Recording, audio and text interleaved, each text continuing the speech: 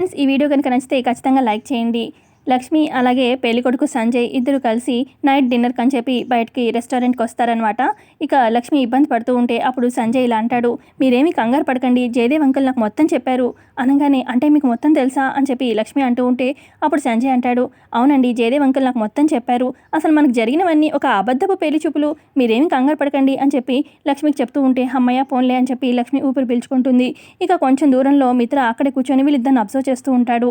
ఇక సంజయ్ అబ్జర్వ్ చేసి, హలో మిత్ర గారు, ఏంటి మీరు లక్ష్మి గారి కోసం వచ్చారా ఏంటి అని చెప్పి అడుగుతాడు అక్కడి నుంచే.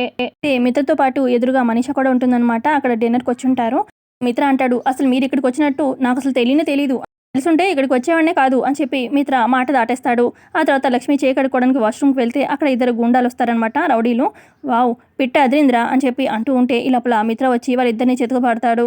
తర్వాత మిత్ర సంజయ్తో ఇలా అంటాడు, హలో మిస్టర్, ఒక అమ్మాయి వచ్చిందంటే నేను నమ్మి వచ్చినట్టు, వాళ్ళెవరో లక్ష్మిని అలా కమెంట్ చేస్తూ ఉంటే కళ్ళప్ప చెప్పి చూస్తున్నావేంటి అని చెప్పి మిత్ర అంటూ ఉంటే మీ మిత్రని అలా చూస్తూ ఉండిపోతుంది.